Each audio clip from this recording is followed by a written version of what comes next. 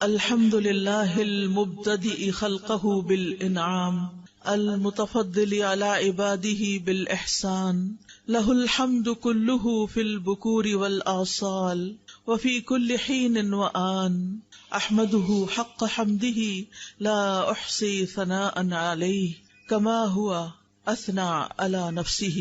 ہر قسم کی تعریف اللہ کے لیے ہے جو اپنی مخلوق پر پہل کرتے ہوئے انعام فرماتا ہے اور احسان کے ساتھ اپنے بندوں پر فضل فرماتا ہے۔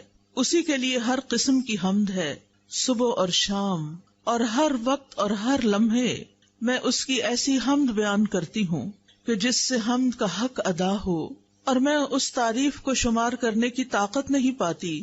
اس کی وہی شان ہے جیسا کہ اس نے خود اپنی تعریف کی ہے۔ ہم انسان تو اس کی تعریف کرنے سے عاجز ہیں، ہم اس کو پہچاننے کا بھی پورا حق ادا نہیں کرتے، تو تعریف کا حق کیسے ادا کر سکتے ہیں؟ تو ہم اللہ سبحانہ تعالیٰ سے دعا کرتے ہیں کہ وہ ہمیں توفیق دے کہ ہم اس کو جانیں، اس کو پہچانیں، اس پر ایسا ایمان لائیں جیسا ایمان لانے کا حق ہے، اور اس کی بات کو اور اس کی ذات کو ایسی اہمیت دیں جیسی اہمیت دینے کا وہ حقدار ہے۔ میری دعا ہے کہ اللہ سبحانہ تعالیٰ ہماری زندگیوں میں سب سے اہم ہمارے رب کی ذات کو کر دے، ہمارے دلوں میں سب سے زیادہ محبت اسی کی ہو، ہمارے دلوں میں سب سے زیادہ اسی کی ملاقات کا شوق ہو، ہم اس کی رحمتوں کو محسوس کریں، ہم کبھی اس سے مایوس نہ ہوں۔ اللہ سبحانہ تعالیٰ ہمیں آج کی اس مجلس سے بھرپور فائدہ اٹھانے کی توفیق عطا فرمائے۔ اللہ سبحانہ تعالیٰ ہمارا خالق ہے، وہی ہمارا مالک ہے، وہی ہمارا رازق ہے، اور وہی ہماری حفاظت فرمانے والا ہے۔ ہم تو اپنی حفاظت بھی خود نہیں کر سکتے۔ ماں کے پیٹ میں ہماری حفاظت کس نے کی؟ اللہ رب العزت نے۔ پیدائش کے وقت کتنے تنگ راستے سے نکالا، کس نے ہمیں زندہ سلامت باقی رکھا؟ اللہ نے۔ بچپن میں ماں ضرور خیال رکھتی ہے، لیکن اصل میں پالنے والا تو ہمارا رب ہی ہے، جس نے ہمارے لیے غذا کا اہتمام کیا، جس نے ہمیں کھانا پینا سکھایا، جس نے ہمیں بولنا سکھایا۔ الرحمن علم القرآن خلق الانسان علمہ البیان۔ اللہ نے انسان کو پیدا کیا اور اسی نے بولنا سکھایا۔ ہمارے اندر تو کوئی طاقت نہیں، ہم تو نہیں جانتے تھے نہ حروف کو نہ الفاظ کو، اسی نے ہمیں کان دیے، اسی نے ہمیں سنوایا، اسی نے ہمیں بلوایا، اسی نے ہمیں دکھایا، اسی نے ہمیں آنکھ اور کان اور دل دماغ اور سارے اعضاء دیے، جن کو ہم افسوس کے ساتھ یہ کہ اس کی فرما برداری کی بجائے اس کی نافرمانی میں استعمال کرنے لگتے ہیں۔ جن چیزوں کو دیکھنے سے وہ منع کرتا ہے ہم وہی دیکھنے لگتے ہیں، جن چیزوں کو سننے سے وہ منع کرتا ہے ہم وہی سننا شروع کر دیتے ہیں۔ لیکن اس کے باوجود وہ ہم پر اپنی رحمت فرماتا ہے، اور جو کچھ اس نے ہمیں دے رکھا ہے اس کو دیے رکھتا ہے، چاہے ہم اس کی مرضی کے مطابق استعمال کریں یا اس کی مرضی کے خلاف استعمال کریں۔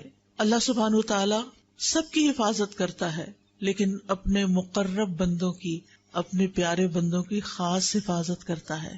اللہ سبحانہ تعالیٰ ہمیں اپنے خاص بندوں میں شامل کر لے۔ اللہ سبحانہ تعالیٰ ہمیں قرآن والوں میں شامل کر لے۔ اللہ سبحانہ تعالیٰ ہمیں السابقون الاولون میں شامل کر لے، جو نیکیوں کی طرف سب سے پہلے رغبت کرتے ہیں، جو نیکیوں کے کاموں میں جلدی کرتے ہیں۔ یسارعون فی الخیرات رغبا ورہبا۔ یہ پیغمبروں کی خصوصیت اللہ تعالیٰ نے بتائی ہے کہ وہ نیکیوں میں، خیر کے کاموں میں بہت جلدی کرتے تھے، کبھی رغبت سے، کبھی رہبت سے، کبھی امید کے ساتھ، کبھی خوف کے ساتھ۔ اللہ سبحانہ تعالیٰ صرف ہماری حفاظت نہیں کرتا، بلکہ وہ تو زمین و آسمان کی حفاظت کر رہا ہے۔ وہ تو بل کے اندر ایک چیونٹی کی بھی حفاظت کرتا ہے، اس کو بھی خوراک دیتا ہے۔ وہ تو اس بڑے آسمان کی جو ہمارے اوپر چھایا ہوا ہے ایک چھت کی طرح بغیر ستونوں کے، اس کی بھی حفاظت کرتا ہے کہ وہ ہمارے اوپر ٹوٹ کے گر نہ پڑے۔ اللہ سبحانہ تعالیٰ ان تمام چیزوں کی اپنی رحمت اور خاص رحمت کے ساتھ حفاظت فرما رہا ہے۔ وَيُمْسِكُ السَّمَاءَ أَن تَقَعَ عَلَى الْأَرْضِ إِلَّا بِإِذْنِهِ إِنَّ اللَّهَ بِالنَّاسِ لَرَءُوفٌ رَحِيمٌ۔ اور وہ آسمان کو یوں تھامے ہوئے ہے کہ وہ اس کے اذن کے بغیر زمین پہ گر نہیں سکتا۔ بلا شبہ اللہ بندوں پر بڑا ہی شفقت کرنے والا، بڑا ہی مہربان ہے، اور یہ حفاظت اس کے لیے کچھ مشکل کام بھی نہیں، اس پر کچھ بوجھ بھی نہیں۔ اللہ سبحانہ تعالی پوری کائنات کی حفاظت فرما رہا ہے. وہ ستاروں اور سیاروں کو بھی ہم پہ گرنے نہیں دیتا. سورج، چاند، ستارے ہمارے اوپر سے گزر جاتے ہیں. اللہ سبحانہ تعالیٰ نے ان کو ایسے نظام میں باندھ کے رکھا ہوا ہے کہ ان میں سے کوئی بھی سرتابی کر کے ٹوٹ کے نیچے نہیں آتا. اور جو ستارے اس کے حکم سے ٹوٹتے بھی ہیں، فضا میں گرتے بھی ہیں، وہ الحمدللہ ہمارے اوپر ان کی بارش نہیں برستی کہ ہم رات سوئے پڑے ہوں اور اوپر سے کوئی ایسی چیز آ کے گرے کہ صبح اٹھ ہی نہ سکیں. کس طرح اللہ تعالیٰ جاگتے میں بھی اور سوتے میں بھی ہماری حفاظت کرتا ہے. پھر اللہ سبحانہ تعالیٰ اپنے مومن بندوں کی شیطان سے بھی حفاظت فرماتا ہے. شیطان جو ہمارا ازلی ابدی دشمن ہے، کس طرح اللہ سبحانہ تعالیٰ نے ہمیں اس سے بچا کے رکھا ہوا ہے. وہ ہمیں اللہ سے دور لے جانا چاہتا ہے اور ہم اللہ کی باتیں سننے کے لیے اس کو چھوڑ کر شوق در شوق ایسی محفلوں میں آ کے بیٹھ جاتے ہیں اور اپنی زندگیوں کو اس کی راہ میں وقف کرتے ہیں، اس کا دین سیکھتے ہیں. یہ اس کی مدد اور اس کی رحمت کے بغیر ہو ہی نہیں سکتا. لہٰذا اللہ اپنے خاص بندوں کو شیطان سے بچا کر ان کے دلوں میں ایمان پیدا کر دیتا ہے اور ایمان کی محبت پیدا کر دیتا ہے، ایمان کو ان کے دلوں میں سجا دیتا ہے. وَلَٰكِنْ حَبَّبَ إِلَيْكُمُ الْإِيمَانَ وَزَيَّنَهُ فِي قُلُوبِكُمْ. اللہ نے ایمان کو تمہارے دلوں میں محبوب بنا دیا اور اس نے ایمان کو تمہارے دلوں میں سجا دیا. شیطان تو کبھی یہ کام نہ کرنے دیتا. اگر اللہ سبحانہ تعالیٰ کی خاص رحمت نہ ہوتی، پھر اللہ سبحانہ تعالیٰ جہاں ہماری دنیا کی مصلحتوں کی حفاظت کرتا ہے، اللہ سبحانہ تعالیٰ ہمارے دین اور ایمان کی حفاظت بھی فرماتا ہے. گمراہ کرنے والی خواہشات اور گمراہ کرنے والے شبہات اور شکوک سے بھی اور شیطان کے وسوسوں سے بھی ہمیں بچاتا ہے. اللہ سبحانہ تعالیٰ کا خاص شکر ہے کہ اس نے ہماری عقل کی حفاظت کی ہے کہ ہم بات سمجھ پاتے ہیں. اس نے ہمارے صحت کی حفاظت کی ہے کہ ہم اپنے کام چل پھر کے کر سکتے ہیں. اس نے ہماری قوتوں کی حفاظت کی ہے کہ ہم دیکھ سکتے ہیں، سن سکتے ہیں، بول سکتے ہیں، ہم بہت سے کام کر سکتے ہیں، چیزیں اٹھا سکتے ہیں، رکھ سکتے ہیں.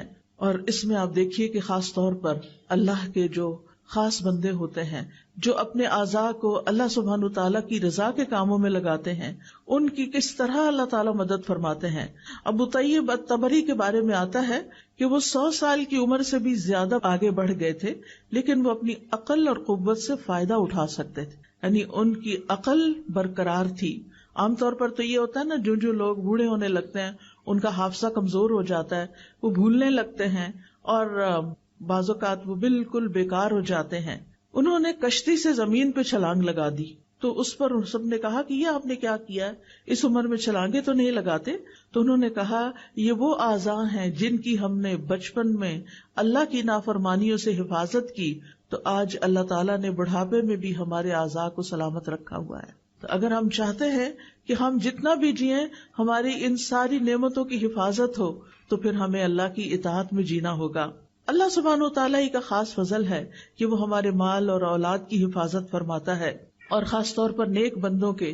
سورۃ کہف آپ پڑھتے ہوں گے ہر جمعے کو، اس میں یہ آیت آتی ہے نا، اما الجدار فکان لغلامین یتیمین فی المدینۃ وکان تحتہ کنز لہما وکان ابوہما صالحا.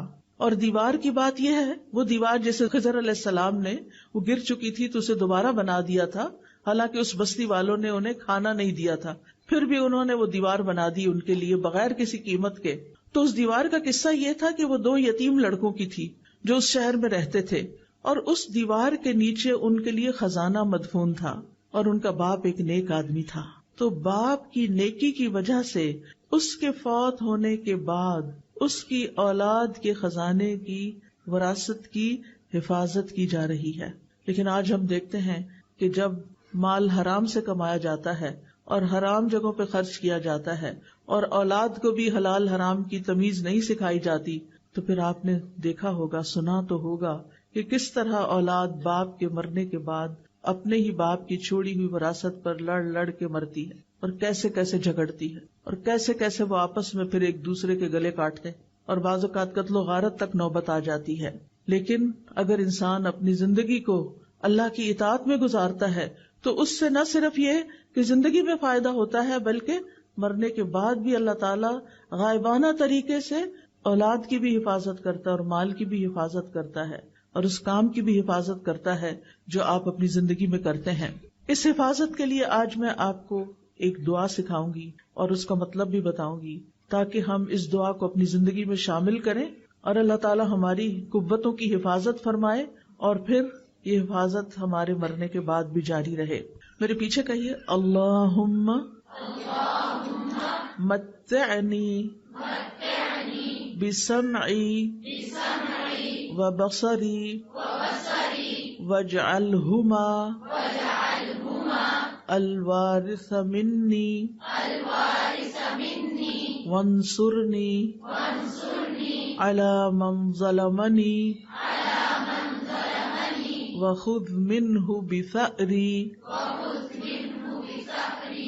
اے اللہ، تو مجھے میری سماعت اور میری بصارت سے مستفید ہونے کا موقع عطا فرما، اور ان دونوں کو میرے لیے وارث بنا دے، اور مجھ پر ظلم کرنے والے کے خلاف میری مدد فرما، اور تو اس سے میرا انتقام لے۔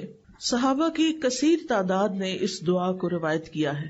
یہ حدیث ابو ہریرہ رضی اللہ عنہ، جابر بن عبداللہ رضی اللہ عنہ، علی بن ابی طالب رضی اللہ عنہ، عائشہ رضی اللہ تعالی عنہ، سعد بن زرارہ رضی اللہ عنہ، انس بن مالک رضی اللہ عنہ اور دوسرے صحابہ نے اس دعا کو روایت کیا ہے کہ رسول اللہ صلی اللہ علیہ وسلم اپنے رب سے یہ دعا کیا کرتے تھے۔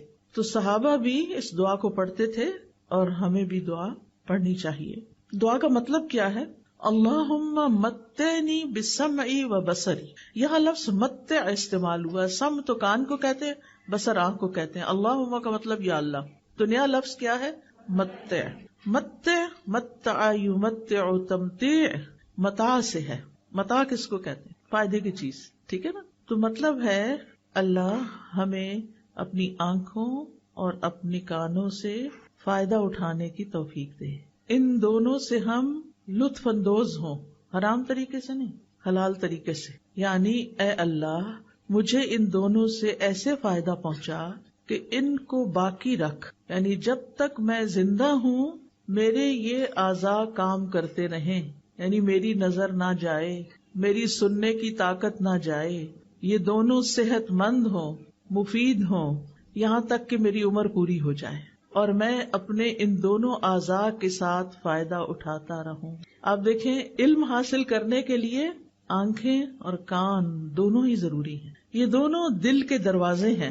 ہم آنکھوں سے دیکھتے ہیں، پڑھتے ہیں اور دل میں اتارتے ہیں، یا پھر کانوں سے سنتے ہیں اور دل میں اتارتے ہیں۔ دل میں علم جمع نہیں ہو سکتا جب تک کہ ہم اپنی آنکھوں اور کانوں کو استعمال نہ کریں۔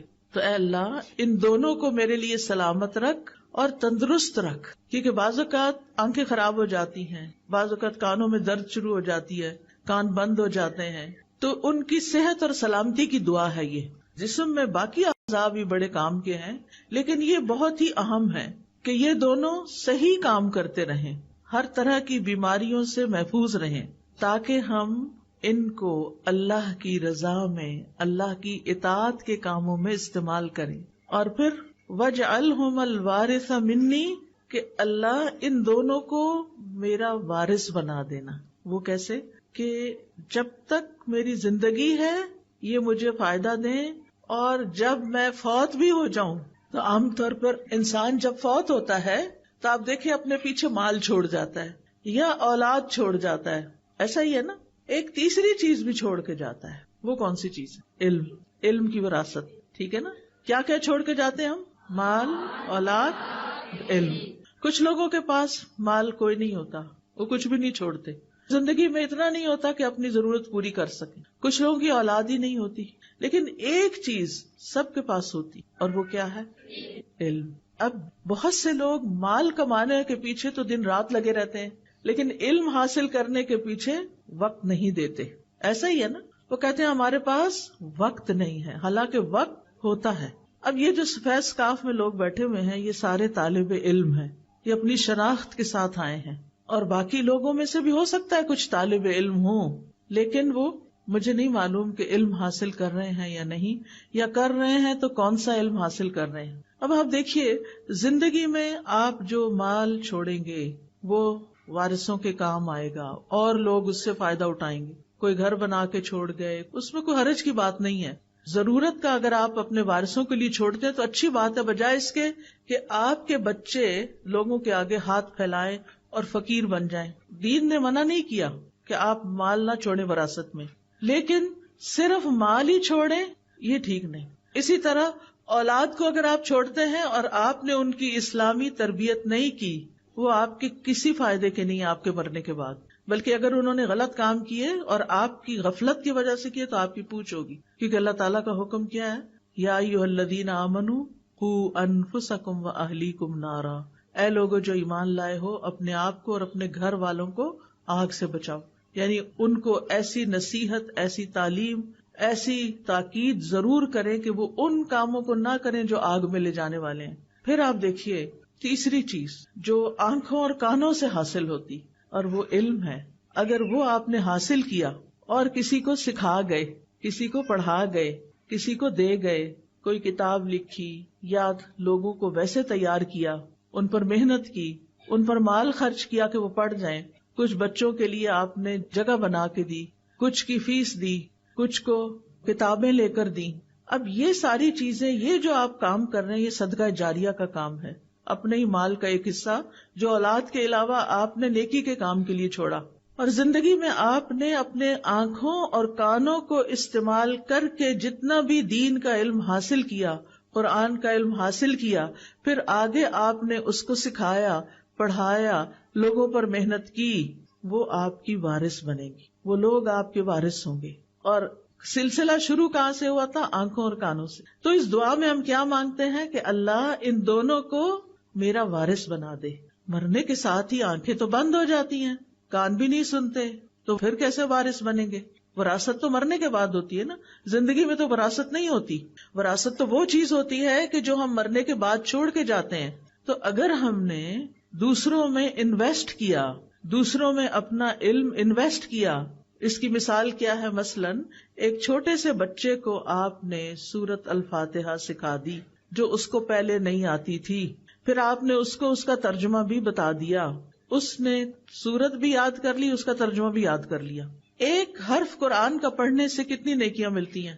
10۔ اور اگر آپ وہ کسی اور کو سکھا دیتے ہیں تو جتنی دفعہ وہ پڑھتا ہے اس کو بھی 10 مل رہی ہیں، 10 آپ کو بھی مل رہی ہیں۔ اب یہ بچہ 80 سال کی عمر تک زندہ رہتا ہے اور ہر روز دن میں 5 نمازوں کا پابند ہو گیا، کیونکہ آپ نے اس کو نماز کی پابندی بھی سکھا دی، کہ آپ نے 7 سال کی عمر میں اس کو یہ چیزیں سکھائیں، اس نے نماز شروع کر دی، وہ 80 سال تک نماز پڑھتا رہا، سمجھ کے پڑھتا رہا۔ وہ دن میں کم سے کم بھی اگر فرض پڑھے جائیں تو 17 فرض ہیں، 17 دفعہ اس نے ہر روز سورت فاتحہ پڑھی۔ ایک دفعہ سورت فاتحہ کے حرف گن کے دیکھیں کتنے سارے ہیں، وہ سارے حرف ان کو 10 سے ملٹی پلائی کریں کہ ایک دفعہ سورت فاتحہ وہ بچہ پڑھتا ہے تو آپ کو کتنی نیکیاں مل جاتی ہیں۔ اور دن میں 17 دفعہ، اور پھر وہ 80 سال پڑھتا رہا۔ آپ اپنی قبر میں سوئے ہوئے ہیں، وہ بچہ آپ کے علم کا وارث بنا ہوا ہے، وہ اس کو استعمال کر رہا ہے، آپ نے اس پر احسان کیا تھا، اب وہ احسان واپس آپ کی طرف آ رہا ہے۔ ان احسنتم احسنتم لانفسکم۔ آپ دیکھیے ہم سب مسلمان ہیں، ہم سب کو سورۃ فاتحہ تو آتی ہے نا، قل هو اللہ احد تو آتی ہے نا۔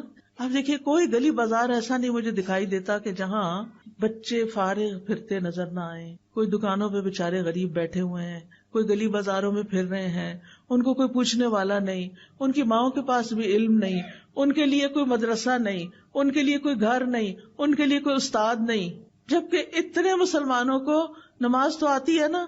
اگر اور کچھ نہیں آپ کر سکتے تو کچھ بچوں کو نماز ہی سکھا دیں اور نماز کا ترجمہ ہی سکھا دیں، کتنی بڑی وراثت چھوڑ کے جائیں گے آپ۔ اور اگر آپ ان کو ناظرہ قرآن پڑھا دیں اور پھر جب ناظرہ ختم کر لیں تو ساتھ ترجمہ، لفظی ترجمہ سکھا دیں۔ ضروری نہیں کہ ہر بندہ پورا عالم بنے، وہ پورا تفہیم دین کورس کرے، ہر ایک کے لیے پاسبل نہیں ہوتا، لیکن قرآن کی تلاوت تو سب نے کرنی ہوتی ہے نا، روز اللہ کا کلام ہے۔ تو اگر آپ خود پڑھا رہے ہیں بہت اچھا، اگر آپ نہیں پڑھا سکتے آپ انتظام کریں جگہ جگہ، جہاں آپ کے رشتہ داروں کے گھر ہیں، جہاں کہیں کہ اپنے گھر کا ایک حصہ، ایک کونا چند بچوں کے لیے مختص کرو، ایک ٹیچر مقرر کرو جس کی آپ ٹریننگ کریں، آپ اس کی تنخواہ دیں، وہ جم کے بچوں کو پڑھائے، وہ بھی آپ کا مال بھی لگ رہا ہے اور آپ کی ہدایت بھی وہاں جا رہی ہے۔ یہ بھی آپ کے وارث بن جائیں گے، کیونکہ آپ نے انتظام کیا، آپ نے محنت کی، آپ نے ان کو شوق دلایا، آپ نے مال خرچ کر کے ٹیچر مقرر کی. 1-2 گھنٹے کے لیے شام کے وقت میں جو بچے اسکولوں سے آ جاتے ہیں، اپنے بچوں کو بھی بٹھا لیں، گلی محلے ہمسائے کے بچوں کو بھی بلا کے بٹھا لیں، ایک ٹیچر کا انتظام کر دیں. آپ خود سوچئے کہ آپ نے کتنا بڑا نفع کمایا، کیا کچھ پا لیا. اور کرتے کرتے اگر ہم سب جتنے بھی لوگ اس حال میں ہیں، اگر سب یہ کام شروع کر دیں، میرا نہیں خیال کہ ہری پور کا کوئی ایک بچہ بھی جاہل رہ جائے گا. لیکن ہم نہ اپنا وقت دیتے ہیں، نہ اپنا مال لگاتے ہیں، اور نہ ہی اس طرف توجہ کرتے ہیں کہ یہ ہے خزانہ جو ہمیں ساتھ لے کے جانا ہے، یہ ہے وہ نعمت جو قبر میں ہمارے پیچھے ہمارے کام آئے گی. تو وَاجْعَلْهُمَ الْوَارِثَ مِنِّي، اللہ میرے ان دونوں حواس کو مرتے دم تک سلامت رکھنا کہ میں ان سے تیری کتاب پڑھتی رہوں، پڑھاتی رہوں. پھر اسی طرح وَانصُرْنِي عَلَىٰ مَن يَظْلِمُنِي، اور اے اللہ تو میری مدد فرما اس کے مقابلے میں جو مجھ پہ ناحق زیادتی کرے. کیونکہ بعض اوقات لوگ جن کے پاس تھوڑی سی بھی طاقت ہوتی ہے ہمیں کمزور سمجھ کر ہمارے اوپر ظلم کرتے ہیں. یہ مختلف طرح کے ظلم ہو سکتے ہیں. مختلف طرح کے کیا ظلم ہو سکتے ہیں کہ بعض لوگ آپ کو ایموشنلی بلیک میل کرتے ہیں اور آپ پہ ظلم کرتے ہیں، بعض آپ کا مال چھین لیتے ہیں، بعض آپ کی وراثت کا حصہ چھین لیتے ہیں، بعض لوگ آپ کے اوپر ناحق الزام لگاتے ہیں. آپ نے کوئی غلط کام کیا نہیں ہوتا اور وہ کیا کرتے ہیں، وہ آپ کے اوپر جھوٹے الزام لگا دیتے ہیں اور ہم کچھ بھی کر نہیں پاتے. ہم مظلوم ہوتے، یا اللہ، پھر کس کو پکارتے ہیں؟ اللہ کو پکارتے ہیں، یا اللہ تو ہی ہے ہمارا، تو ہماری مدد فرما اور اس ظلم کے مقابلے میں تو میرا ساتھ دے. اس لیے یہ دعا بڑی ہی ضروری ہے. اور ظلم کی کئی قسمیں ہوتی ہیں، صرف مار دھاڑی ظلم نہیں ہوتا. کسی کو بلیک میل کرنا، کسی کے اوپر جھوٹے الزام لگانا، یہ ساری چیزیں ظلم میں آ جاتی ہیں. اور وَخُذْ مِنْهُ بِثَأْرِي، اللہ جو مجھ پر ظلم کر رہا ہے نا تو اس سے میرا بدلہ لے اور میرا حق مجھے دلا دے. کیونکہ بعض لوگ ظلم کر کے سمجھتے ہیں وہ صحیح کر رہے ہیں، ان کو یہ پتہ ہی نہیں ہوتا کہ ہم کسی کا حق مار رہے ہیں. تو وہ اللہ سبحانہ وتعالیٰ سے آپ دعا کریں کہ وہ آپ کو آپ کا حق دلائے، اور اللہ سبحانہ وتعالیٰ دلا سکتا ہے. اور پھر آپ دیکھیے کہ بعض اوقات یہ بھی ہوتا ہے کہ صرف لوگ ظالم نہیں ہوتے، ہم بھی ظالم بن جاتے ہیں. کسی ایک نے ہمارے خلاف کوئی بات کی ہوتی ہے، ہم ان کے پورے خاندان کو رگیت دیتے ہیں. اب وہ ظالم تو ہے، لیکن جو مظلوم تھا وہ ظالم بن چکا اور دوسروں کے اوپر الزام تراشی کر رہا ہے، سب کو بیچ میں رگید رہا ہے، فلاں بھی ہے، فلاں بھی، فلاں بھی. اور بعض اوقات ہم سوچے سمجھے بغیر ایسی باتیں کر رہے ہوتے ہیں. تو اس میں ہمیں ضرور خیال رکھنا چاہیے کہ یا اللہ سارے لوگ نہیں، جس نے مجھ پہ جو اصل کلپریٹ ہے بس میں صرف اسی کے خلاف تیری مدد چاہتی ہوں، مجھے دوسرے لوگوں سے کوئی شکایت نہیں. کیونکہ بعض اوقات کسی کا بیٹا ہو سکتا ہے، کسی کا باپ ہو سکتا ہے، تو اگر بیٹا ظالم ہے تو باپ کا تو قصور نہیں، وہ تو روکتا ہے لیکن وہ ظلم سے باز نہیں آتا. کسی کی بیوی ہو سکتی. اب مثال کے طور پر آپ دیکھیں، ہمیں ہر طرح کے ظلم سے بچنے کی کوشش کرنی چاہیے. بعض اوقات کچھ مائیں اپنے بچوں پہ ظلم کر رہی ہوتی ہیں، بلا وجہ مار کے، بلا وجہ چیخ چلا کے، اور ہم سمجھتے ہیں یہ ہمارے بچے ہیں نا، ہم جو چاہیں کریں. نہیں، ہم جو چاہیں نہیں کر سکتے، اس کا بھی حساب لیا جائے گا. حدیث میں آتا ہے فَالْمَرْأَةُ رَاعِيَةٌ فِي بَيْتِ زَوْجِهَا وَمَسْئُولَةٌ عَنْهَا، عورت اپنے شوہر کے گھر میں نگران ہے اور اس سے اس کے بارے میں سوال کیا جائے گا، اس سے پوچھا جائے گا کہ اس نے یہ کام اپنی ذمہ داری کیسے ادا کی. تو اس لیے ہمیں اپنے بچوں کے ساتھ بھی ظلم نہیں کرنا. اچھا، بعض اوقات بعض خواتین اپنی بہوؤں کے ساتھ ظلم کرتی ہیں، ان کے اوپر اتنے کام ڈال دیتی ہیں جو ان کی ذمہ داری نہیں ہوتے، یا اگر ان کی کوئی بات پسند نہیں آتی تو ان کے خلاف بیٹے کے کان بھرتی ہیں، اور یہ بھول جاتی ہیں کہ اگر یہ گھر تباہ ہوا تو نقصان کس کا ہے؟ اپنا ہی ہے. جو لڑکی اس گھر سے چلی جائے گی کیونکہ اس کے اوپر ظلم ہو رہا تھا، تو آپ دیکھیں کہ آج پہلی شادی کرنا بھی کتنا مشکل ہو گیا ہے، تو دوسری شادی کیسے کی جائے گی؟ پھر آپ دیکھیے کہ بعض لڑکیاں بزرگوں پہ ظلم کرتی ہیں، بعض بہویں ساسوں پہ ظلم کرتی ہیں، ان کے پاس کوئی ٹھکانہ نہیں رہنے کے لیے، لیکن وہ کسی صورت ان کو برداشت نہیں کرتی. آج رات تقریباً 10:30 کا ٹائم تھا، میں فون بند ہی کرنے لگی تو کسی کی کال آ گئی. کوئی بزرگ خاتون تھی، بہت رو رہی تھی. میں پریشان ہوئی کہ ان کو کیا ہوا، ان کے منہ سے بات نہیں نکل رہی تھی. تو انہوں نے بتایا کہ میں بیمار ہوں، یعنی میری اب اتنی عمر ہو گئی ہے، میرے ساتھ بیمار بیٹی رہتی ہے، کوئی بیٹا ساتھ رہنے کو تیار نہیں، میں کدھر جاؤں. خیر میں نے ان کو تسلی دی، آپ اپنے گھر میں رہیں، آپ کو کہیں نہیں جانا، اللہ آپ کے ساتھ ہے، اللہ آپ کی مدد کرے گا. ٹھیک ہے، میں سمجھتی ہوں کہ بعض اوقات بزرگ چھوٹی چھوٹی باتوں میں ناراض ہو جاتے ہیں، انٹرفیئر کرتے ہیں، گھروں کا ماحول خراب ہوتا ہے، لیکن پھر بھی یہ تو کہیں نہیں نا کہ ان کو چھوڑ کے انسان کہیں اور چلا جائے، ان کو تنہا چھوڑ دے، اور وہ عمر کے اس حصے میں ہو کہ انہیں فائنینشیل سپورٹ نہ بھی چاہیے ہو تو مورل سپورٹ چاہیے ہوتی ہے. بزرگوں کو سب سے زیادہ جو چیز تکلیف دیتی ہے وہ تنہائی ہے. جب گھر میں پوتے پوتیاں ہوتے ہیں، نواسے وغیرہ ہوتے ہیں، تو ان کے لیے ایک خوشی کی بات ہوتی ہے، وہ ان کے ساتھ دل بہلاتے ہیں کیونکہ وہ خود بھی بچے بن چکے ہوتے ہیں اور چھوٹے بچوں سے ان کا دل زیادہ لگتا ہے. لیکن اگر لڑکیاں چند دن کے لیے بھی برداشت نہیں کر سکتی تو انہیں سوچنا چاہیے کہ ان پر بھی ایک وقت آنے والا ہے. وہ سمجھتے ہیں اس وقت وہ اپنے بچوں سے کھیل رہی ہیں، وہ ساری زندگی ان کے بچے رہیں گے. آپ اپنے ماں باپ کے ساتھ جو کرتے ہیں وہ واپس پلٹتا ہے. یہ زندگی ایک امتحان ہے. اس زندگی میں انسان پر آزمائشیں آتی ہیں، کبھی اپنے گھر کے اندر سے ہی آتی ہیں. اللہ سبحانہ وتعالیٰ فرماتے ہیں وَجَعَلْنَا بَعْضَكُمْ لِبَعْضٍ فِتْنَةً أَتَصْبِرُونَ، ہم نے تم میں سے بعض کو بعض کے لیے آزمائش بنایا ہوا ہے، کیا تم صبر کرو گے؟ تو حل کیا ہے؟ صبر و برداشت، ایک دوسرے کو برداشت کرنا، اپنے آپ کو مشغول کرنا، ان مسائل کا حل تلاش کرنا. یعنی اگر کوئی گھر میں بزرگ ایسا ہے جس نے آپ کی زندگی حرام کی ہوئی ہے تو بجائے اس کے کہ اسے گھر سے باہر نکال پھینکیں، یہ مسئلے کا حل نہیں ہے. آپ سوچیں کہ آپ نے اس کی ناراضگی سے کیسے بچنا ہے. آپ نے خود اپنے لیے کون سا ایسا کام شروع کرنا ہے کہ جس سے آپ کا وہ انٹریکشن یا وہ مسئلہ کم سے کم پیش آئے کہ جس کی وجہ سے آپ کو مشکل ہوتی ہے. اور اس کے لیے اللہ سبحانہ وتعالیٰ سے آپ دعا کریں گے کہ اللہ تعالیٰ میرے لیے آسانی فرما دے. ٹھیک ہے نا؟ تو یاد رکھیے کہ ہمارے جسم کے جتنے بھی اعضاء ہیں، میں پھر دعا پہ آ رہی ہوں واپس، ہمارے جسم کے جتنے بھی اعضاء ہیں یہ ہمارے پاس اللہ کی امانت ہے. یہ ہم نے خود نہیں بنائی. یہ ہاتھ ہم نے خود بنایا نہیں، بنا، ہمیں پتا ہے نا. تو جو بناتا ہے وہی مالک ہوتا ہے. یہ آنکھیں ہم نے خود لی ہیں، کہیں سے خریدی ہیں؟ نہیں، جس نے دی ہیں وہی ان کا مالک ہے. ہمارے پاس امانت ہے کچھ سالوں کے لیے.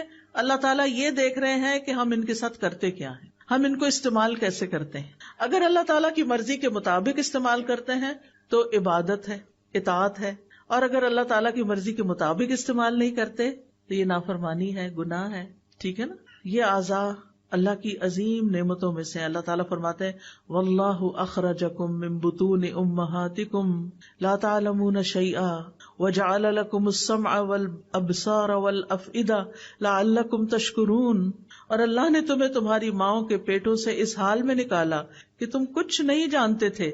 اس نے تمہارے لیے کان اور آنکھیں اور دل بنا دیے تاکہ تم شکر ادا کرو. تو ہم نے کیا کرنا ہے؟ شکر ادا کرنا ہے. شکر کیسے ادا ہوتا ہے؟ ان نعمتوں کا صحیح استعمال کر کے، مالک کی مرضی کے مطابق استعمال کر کے.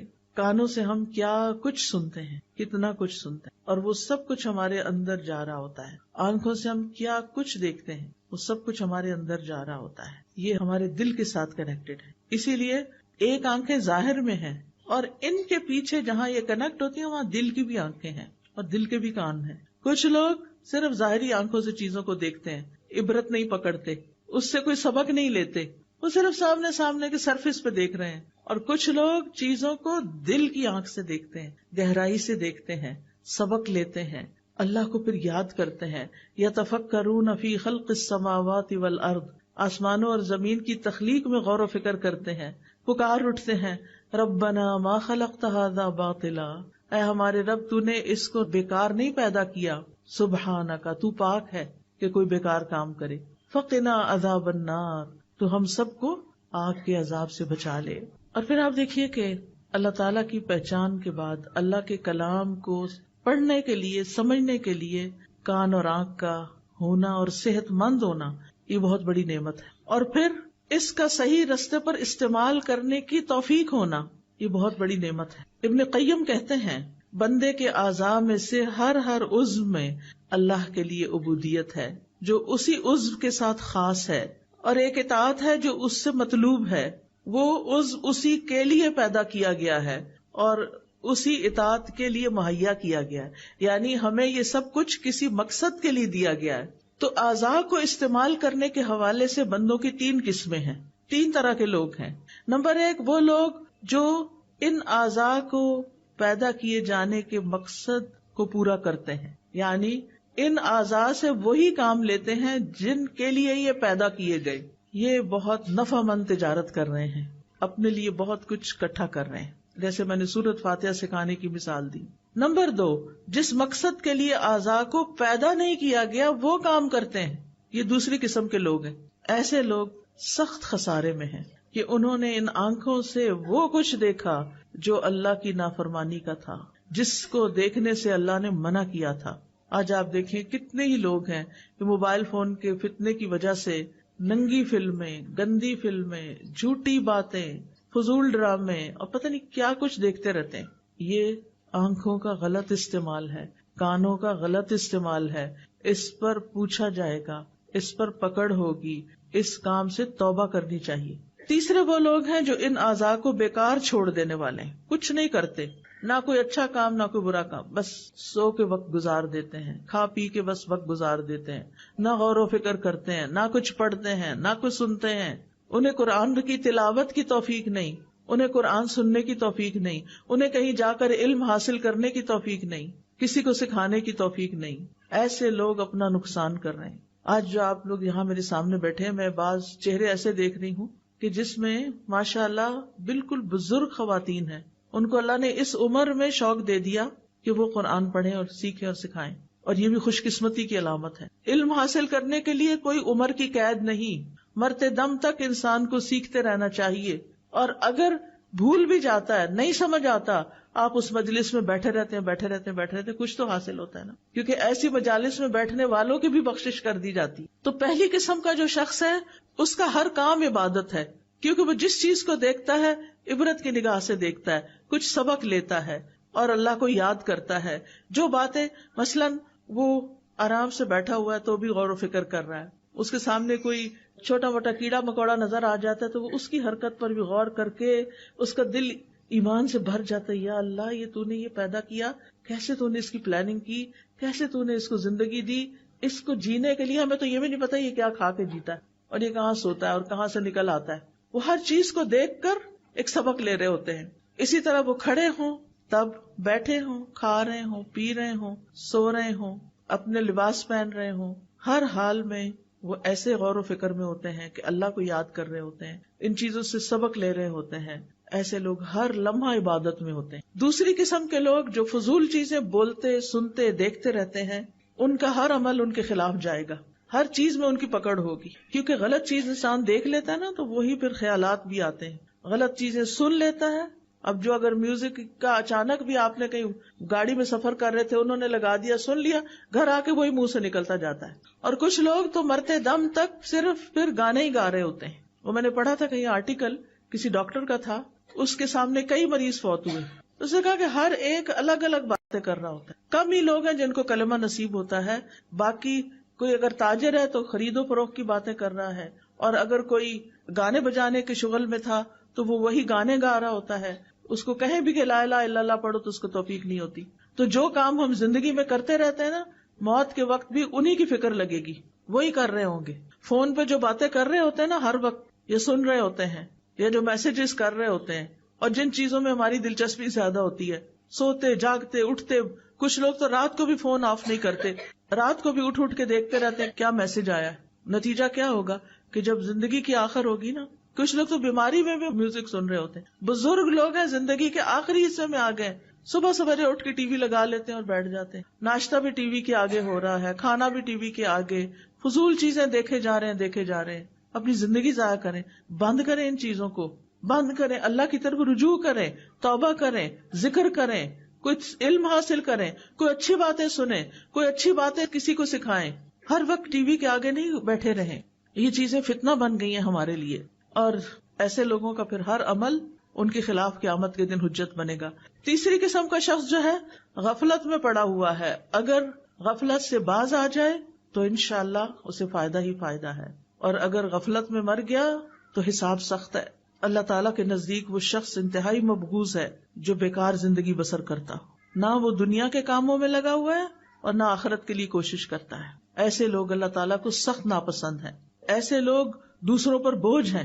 اب دیکھیں کئی مائیں کتنی پریشان ہوتی ہیں کہ بچے نہ اسکول جاتے، نہ پڑھتے ہیں، نہ کوئی کاروبار کرتے ہیں، نہ شادی کرتے ہیں، نہ کسی اور کام میں ہیں، بیکار ہی بیکار۔ ان کے لیے دعا بھی کرنی چاہیے، اور اللہ ایسے لوگ پیدا کرے کہ جو ایسے بچوں کو کوئی راہ دکھائے. لیکن جو شخص اللہ کی اطاعت میں اپنے اعضاء استعمال کرتا ہے تو نبی صلی اللہ علیہ وسلم نے فرمایا، یہ حدیث قدسی ہے، نبی صلی اللہ علیہ وسلم روایت کرتے ہیں اللہ تعالیٰ سے، اللہ تعالیٰ فرماتے ہیں میرا بندہ جن جن عبادتوں کے ذریعے سے میرا قرب حاصل کرتا ہے ان میں سے کوئی عبادت مجھے اتنی پسند نہیں جتنی وہ عبادت پسند ہے جو میں نے اس پہ فرض کی ہے. سب سے زیادہ ثواب کس عبادت کو کرنے کا؟ جو فرض ہے، جیسے فرض نماز ہے، فرض روزہ ہے، فرض زکوٰۃ کی ادائیگی ہے. کچھ لوگ سارا سال صدقہ کرتے رہتے ہیں، زکوٰۃ نہیں دیتے. یہ صدقات تو بہت کم پڑیں گے زکوٰۃ کے مقابلے میں.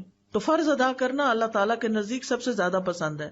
پھر فرمایا میرا بندہ نوافل کے ذریعے مجھ سے اتنا قریب ہو جاتا ہے کہ میں اس سے محبت کرنے لگ جاتا ہوں. اللہ تعالیٰ ایسے بندوں سے محبت کرتے ہیں. جب میں اس سے محبت کرنے لگ جاتا ہوں تو میں اس کا کان بن جاتا ہوں جس سے وہ سنتا ہے، اس کی آنکھ بن جاتا ہوں جس سے وہ دیکھتا ہے، اس کا ہاتھ بن جاتا ہوں جس سے وہ پکڑتا ہے، اس کا پاؤں بن جاتا ہوں جس سے وہ چلتا ہے.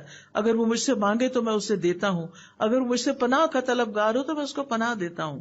اور میں کسی چیز میں تردد نہیں کرتا جس کو میں کرنے والا ہوتا ہوں جو مجھے مومن کی جان نکالنے کے وقت ہوتی. وہ مومن موت کو بوجہ تکلیف پسند نہیں کرتا اور مجھے بھی اسے تکلیف دینا اچھا نہیں لگتا. اب کیا مطلب ہے کان بن جاتا ہوں، آنکھ بن جاتا ہوں؟ مطلب یہ ہے کہ وہ اپنے کانوں آنکھوں سے بس وہی کام لیتا ہے جو اللہ کو پسند ہوتے ہیں. وہ اپنے سارے اعضاء کو اللہ کی اطاعت میں لگا دیتا ہے. یہ اللہ کی توفیق اس کو مل جاتی، اس کے لیے آسانی ہو جاتی ہے. اور جو ان سے کام نہ لے، اللہ سبحانہ وتعالیٰ فرماتے ان شر الدواب عند اللہ الصم البکم الذین لا یعقلون. بے شک جانداروں میں سب سے برے اللہ کے نزدیک وہ بہرے گنگے لوگ ہیں جو عقل سے کام نہیں لیتے، یعنی اپنے ان اعضاء کو استعمال نہیں کرتے. ایسے لوگ اندھیروں میں ہیں، گمراہ ہیں، غافل ہیں. اب ہمیں کرنا کیا چاہیے؟ سب سے پہلے تو یہ کہ ان کانوں سے اللہ کے احکامات سننے چاہیے. اللہ تعالیٰ کیا فرما رہے ہیں؟ اللہ تعالیٰ فرماتے ہیں واتقوا اللہ واسمعوا، اللہ سے ڈرو اور سنو. سنو اللہ تعالیٰ کیا فرما رہا ہے. واسمعوا واطیعوا، سنو اور اطاعت کرو. تو سماعت علم کے حصول کا سب سے پہلا سبب ہے. سننے سے، یعنی بچہ جب ابھی پڑھنے کے قابل نہیں ہوتا سن سن کے سیکھ لیتا ہے. اور بعض بچوں کی مائیں ماشاءاللہ پریگنینسی میں بھی قرآن سنتی ہیں، اور جب بچے کو دودھ پلاتی ہیں تو قرآن سنتی رہتی ہیں، جب کوئی کام کرتی ہیں تو قرآن سنتی رہتی ہیں. ایسے بچے چھوٹی چھوٹی عمر میں جب بولنے کے قابل ہوتے ہیں ان کے منہ سے قرآن جاری ہو رہا ہوتا ہے. آیتوں کی آیتیں، دعاؤں کی دعائیں یاد کر چکے ہوتے ہیں کیونکہ ماں سنتی تھی. وہ ماں کے پیٹ میں بھی سن رہے تھے، وہ پیدا ہو کے بھی سن رہے تھے، وہ بولنے تک سنتے رہے. سن سن کے انہوں نے بہت کچھ سیکھ لیا. ساری زندگی کے لیے ان کے اندر وہ چیزیں جمع ہو گئی. اور کچھ مائیں کیا سنتی ہیں پریگنینسی میں اور کیا دیکھتی ہیں پریگنینسی میں. اور بچہ چھوٹا ہوتا ہے تو گھر میں کیا دیکھ رہا ہوتا ہے، اور اس کے ہاتھ میں موبائل پکڑا دیتی، کارٹون لگا دیتی. وہ کارٹون دیکھ دیکھ کے بڑے ہو رہے ہیں. وہ پھر آپ کی اطاعت کہاں سے کریں گے؟ وہ اللہ کے بندے کہاں سے بنیں گے؟ سفیان ابن عیینہ کہتے ہیں علم کی ابتدا غور سے سننے سے ہوتی ہے، پھر خاموش ہو کر سننا، پھر اس کو یاد کرنا، پھر اس پر عمل کرنا، پھر اس کو آگے پہنچانا.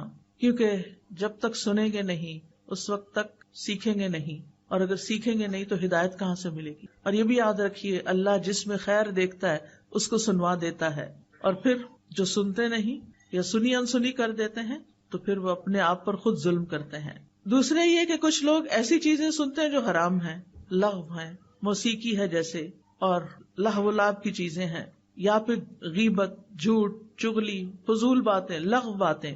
تو یہ اللہ کی نافرمانی کے کام ہیں. تیسرے ایسے ہیں جنہوں نے وہ باتیں سنی جو کام کی تھی، اور کبھی ایسی بھی سن لی کہ جو لغو تھی.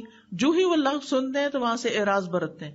وَإِذَا سَمِعُوا اللَّغْوَ أَعْرَضُوا عَنْهُ، یہ عباد الرحمان کی صفات ہیں کہ بیہودہ باتیں انہیں پسند نہیں، فضول باتوں میں ان کا دل نہیں لگتا، اور اس میں وہ اپنا وقت ضائع نہیں کرتے. ہم سب کو بھی سوچنا چاہیے کچھ بھی بولنے سے پہلے، منہ کھولنے سے پہلے اس بات کی کتنی ضرورت ہے کرنے کی، اور اگر نہیں تو فالتو میں باتیں نہیں کرتے جانا چاہیے. کچھ لوگ تو کسی وقت چپ بیٹھتے ہی نہیں، نہ وہ غور و فکر کرتے ہیں، نہ وہ ذکر کرتے ہیں، وہ صرف باتیں باتیں باتیں. بہت زیادہ بولنا بھی ایک آفت ہے. بولیں اس وقت جب آپ کے بولنے کی کوئی قیمت ہو، ہر وقت نہیں باتیں کریں. پھر آپ دیکھیے کچھ چیزوں کو سننا عبادت ہے، جیسے قرآن کی تلاوت سننا، کوئی علم کی چیز سننا، کوئی اچھا لیکچر سننا. نبی صلی اللہ علیہ وسلم بعض اوقات صحابہ کو کہتے تھے کہ وہ قرآن کی تلاوت کریں اور آپ سنیں، اور آپ سنتے تھے. آپ کو سننا پسند تھا. ان کا طریقہ یہ ہوتا تھا کہ وہ کسی جماعت میں بیٹھتے تو حلقہ بنا لیتے، ایک پڑھتا اور باقی سب سنتے، پھر دوسرا پڑھتا سنتے. اس طرح دور ہوتا ہے. مثلاً آپ نے تجوید بھی سیکھ لی، قرآن پڑھ لیا، سب کچھ، آپ حلقہ ایک بنا کے اپنا اپنا سب پڑھ سکتے ہیں. اگر ایک ٹیچر بیچ میں ہو تو وہ کریکشن بھی کر سکتی ہے. عبداللہ بن مسعود کہتے ہیں مجھ سے نبی صلی اللہ علیہ وسلم نے فرمایا مجھے قرآن پڑھ کر سناؤ. میں نے کہا آپ کو میں پڑھ کے سناؤں؟ وہ تو آپ پہ نازل ہوا ہے. آپ نے فرمایا میں دوسرے سے سننا چاہتا ہوں. اس لیے قرآن سننا ایک عبادت ہے. آپ بھی ضرور سنا کریں, کچھ وقت نکالا کریں کہ آپ تلاوت سنیں اور خاموشی سے سنیں. وَإِذَا قُرِئَ الْقُرْآنُ فَاسْتَمِعُوا لَهُ وَأَنصِتُوا لَعَلَّكُمْ تُرْحَمُونَ. جب قرآن پڑھا جائے تو اسے کان لگا کے سنو اور چپ رہو تاکہ تم پہ رحم کیا جائے. تو قرآن سننے سے اللہ کی رحمت آتی ہے. پھر کانوں سے وہ چیزیں نہ سنیں جو حرام ہیں, جیسے غیبت, چغلی. اگر کوئی کر رہا ہو تو اس کو روکیں. یعنی غیبت کرنے والا تو مجرم ہے ہی, سن کے ہاں میں ہاں ملانے والا بھی برابر کا شریک ہے. اس لیے اگر کوئی کر رہا ہو تو دلچسپی نہ لیں اور ادھر ادھر بات کو ختم کرنے کی کوشش کریں. پھر اسی طرح اگر کوئی دین کا مذاق اڑا رہا ہو اس مجلس سے اٹھ جائیں, وہاں نہ بیٹھیں. پھر اسی طرح تجسس نہ کریں, کان لگا کے دوسروں کی باتیں نہ سنیں.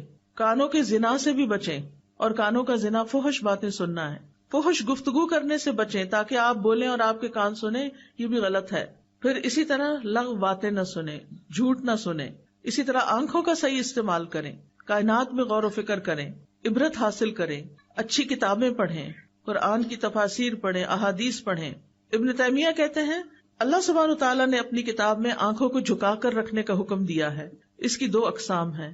پہلی, پردے کے لائق مقام کو دیکھنے سے نظر جھکانا, یعنی عورتوں کو نہیں دیکھنا چاہیے. دوسری, شہوت کے مقام کو دیکھنے سے نظر جھکانا, یعنی کسی کی شرمگاہ کو نہیں دیکھنا چاہیے. آنکھ کا بھی حساب ہوگا کہ کہاں کہاں کیا دیکھتے رہے. لہٰذا ایسی تصویریں بھی نہ دیکھیں کہ جو ننگی ہوں, جس میں دوسروں کی عورت نظر آ رہی ہو. حرام چیزوں کی طرف نہ دیکھیں, فحش ویڈیو, فحش تصاویر. پھر اسی طرح غیر محرم مردوں کو نہ دیکھیں. کوئی ضرورت کی بات ہو تو کر لیں, ورنہ خواہ نہ دیکھتے چلے جائیں. اپنی نگاہیں جھکا کے رکھیں. اور اسی طرح مرد بھی, کیونکہ دونوں کے لیے اللہ تعالیٰ نے الگ الگ حکم دیا, عورتوں کو بھی دیا, مردوں کو بھی دیا. آنکھ کی حفاظت کرنے والے کے لیے جنت کا وعدہ بھی ہے, اور جو شخص حرام سے اپنی آنکھیں بچا کے رکھتا ہے اللہ اس کی عبادت میں لذت پیدا کر دیتا ہے. آنکھوں کو اللہ کے راستے میں جگائیں بھی, بہت زیادہ سوتے نہ رہیں. کچھ لوگ رات کو بھی سوتے پھر دن کو اٹھتے پھر دوبارہ دن کو بھی سوتے ہیں. اپنی نیند کو کم کریں. پھر اللہ کے ڈر سے روئیں بھی. قرآن کو دیکھ کر پڑھیں چاہے آپ کو حفظ ہو. نبی صلی اللہ علیہ وسلم نے فرمایا جو آدمی چاہتا ہے کہ اسے اللہ اور اس کے رسول سے محبت ہو اسے قرآن مجید کی تلاوت مصحف دیکھ کے کرنی چاہیے. بعض اوقات ہم موبائل پہ ہی پڑھ لیتے ہیں سفر وغیرہ میں, لیکن افضل یہی ہے کہ ہم قرآن مجید سے ہی پڑھیں, اس کو دیکھ کے پڑھیں.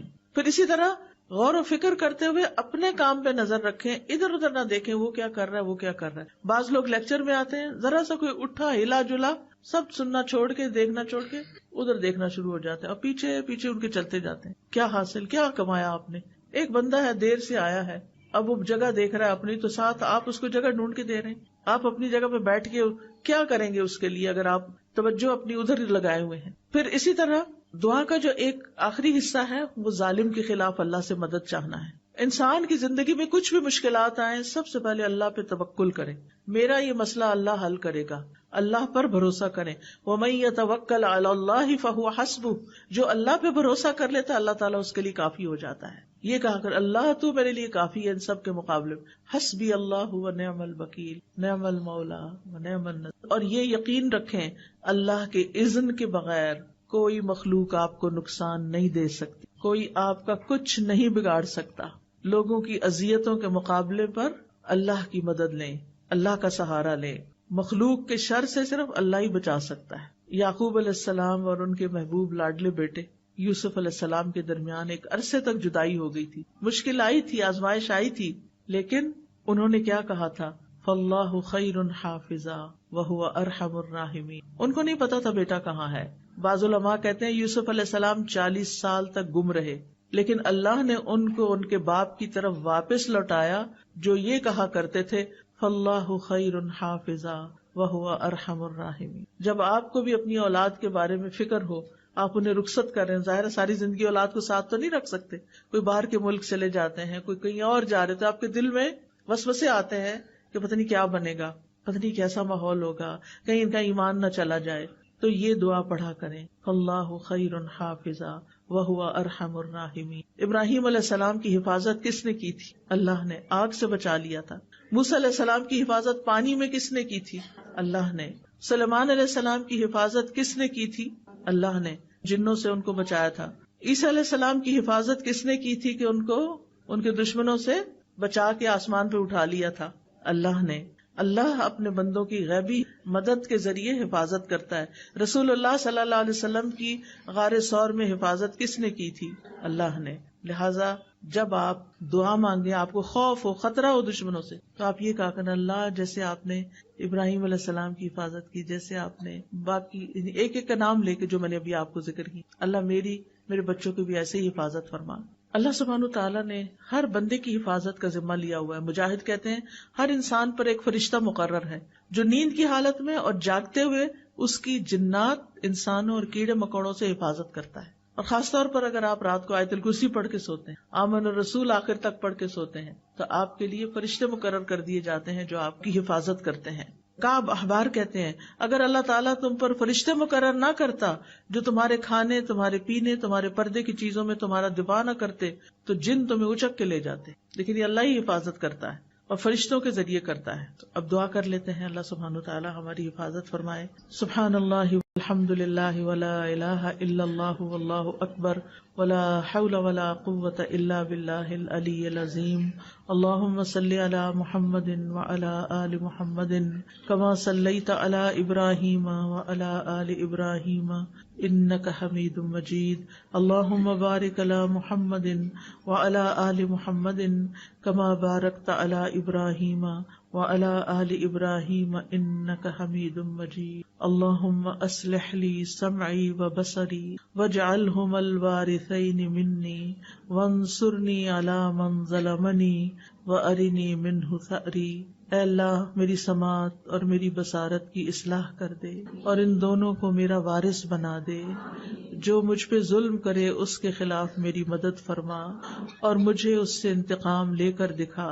اللہم اقسم لنا من خشیتک ما تحول به بیننا وبین معصیتک ومن طاعتک ما تبلغنا به جنتک ومن اليقین ما تهون به علینا مصیبات الدنیا ومتعنا باسماعنا وابصارنا وقوتنا ما احییتنا واجعلہ الوارث منا واجعل ثأرنا علی من ظلمنا وانصرنا علی من عادانا ولا تجعل مصیبتنا فی دیننا ولا تجعل الدنیا اکبر ہمنا ولا مبلغ علمنا ولا تسلط علینا من لا یرحمنا. اے اللہ ہم میں اپنا خوف اتنا تقسیم کر دے کہ ہمارے اور ہمارے گناہوں کے درمیان حائل ہو جائے، اور اپنی فرما برداری ہم میں اتنی تقسیم کر دے کہ وہ ہمیں تیری جنت تک پہنچا دے، اور اتنا یقین کہ ہم پر دنیا کی مصیبتیں آسان ہو جائیں.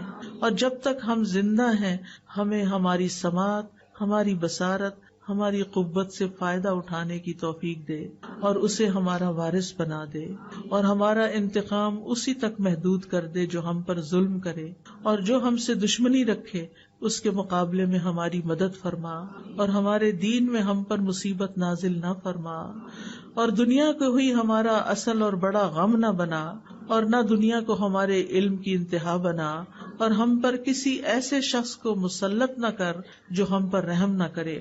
اللہم اجعل فی قلبی نورا وفی لسانی نورا واجعل فی سمعی نورا واجعل فی بصری نورا واجعل من خلفی نورا ومن امامی نورا واجعل من فوقی نورا ومن تحتی نورا. اللہم اعطنی نورا. اللہم انی اعوذ بک من شر سمعی ومن شر بصری ومن شر لسانی ومن شر قلبی ومن شر منی. اے اللہ میں تیری پناہ چاہتا ہوں اپنے کان کی برائی سے، اپنی آنکھ کی برائی سے، اپنی زبان کی برائی سے، اپنے دل کی برائی سے، اور اپنے مادہ منویہ کی برائی سے. یا اللہ ہمیں ہمارے نفس کے شر سے بچا لینا. اللہ ہمیں سماعت اور بصارت کے زائل ہو جانے سے بچا لینا. اللہم انی اعوذ بک من السمم والبکم والجنون والجذام والبرص وسیء الاسقام. اے اللہ میں تیری پناہ مانگتا ہوں بہرے پن سے، گنگے پن سے، پاگل پن سے، کوڑھ سے، برس سے اور تمام بری بیماریوں سے. یا اللہ ان تمام بیماریوں اور ہر طرح کی بیماریوں سے ہمیں بچا کے رکھنا. اللہم انی اعوذ بک من الفقر والقلة والذلة وأعوذ بك من أن أظلم أو أظلم. اے اللہ میں فقر و فاقہ، قلت اور ذلت سے تیری پناہ میں آتا ہوں، اور اس بات سے تیری پناہ میں آتا ہوں کہ میں کسی پہ ظلم کروں یا کوئی مجھ پہ ظلم کرے. اللہم انت عضدی و نصیری بک احول و بک اصول و بک اقاتل. اے اللہ تو ہی میرا دست بازو ہے، اے اللہ تو ہی میرا مددگار ہے، میں تیری مدد سے چلتا پھرتا ہوں، تیری مدد سے حملہ کرتا ہوں اور تیرے ہی بھروسے پر میں لڑتا ہوں. یا حی یا قیوم برحمتک نستغیث اللہم انا نجعلک فی نحورہم ونعوذ بک من شرورہم. اے اللہ ہم تجھے ان کے بالمقابل کرتے ہیں جو ہم پر ظلم کرتے ہیں، اور ان کے شر سے تیری پناہ مانگتے ہیں. رب اعنی ولا تعن علی وانصرنی ولا تنصر علی وامکر لی ولا تمکر علی واہدنی ویسر ہدای الی وانصرنی علی من بغی علی. اللہم اجعلنی لک شکارا لک ذکارا لک رہابا لک مطواعا الیک مخبتا اواہا منیبا. رب تقبل توبتی واغسل حوبتی واجب دعوتی وثبت حجتی واہد قلبی وسدد لسانی واسلل سخیمۃ قلبی. یا رب العالمین یا ارحم الراحمین. جتنی بہنیں آئی ہیں یا اللہ ان سب کا آنا بیٹھنا سیکھنا قبول فرما. ہم سب کو ان باتوں پر عمل کی توفیق عطا فرما. یا اللہ جو دعائیں ہم نے کی ہیں ان کو قبول فرما. یا اللہ جو بیمار ہیں انہیں صحت عطا فرما، جو دکھی لوگ ہیں ان کے دکھ دور فرما، جن کے دلوں میں کوئی خاص دعائیں ہیں یا اللہ ان کی دعائیں پوری فرما. یا رب العالمین ہمارے والدین پر اپنی رحمت نازل فرما. اللہ ہم سب کی اولاد کو ہدایت عطا فرما، ان سب کو ہمارے لیے صدقہ جاریہ بنا. اللہ ہمیں اپنا مال، اپنا وقت، اپنی جان ایسے کاموں میں خرچ کرنے کی توفیق دے جن سے تو راضی ہو جائے. یا اللہ تو ہماری ساری مشکلات آسان کر دے، اللہ ساری مشکلات آسان فرما دے. یا اللہ تو ہماری قوتوں کو مرتے دم تک بحال رکھنا. یا اللہ تو ہم سے راضی ہو جا. اللہ ہم تجھ سے راضی ہیں، تو بھی ہم سے راضی ہو جا. ربنا تقبل منا انك انت السميع العليم وتب علينا انك انت التواب الرحيم. وصلى الله تعالى على خير خلقه محمد وعلى آله واصحابه واهل بيته اجمعين برحمتك يا ارحم الراحمين. الہی آمین. سبحانك اللهم وبحمدك اشهد ان لا اله الا انت استغفرك واتوب اليك.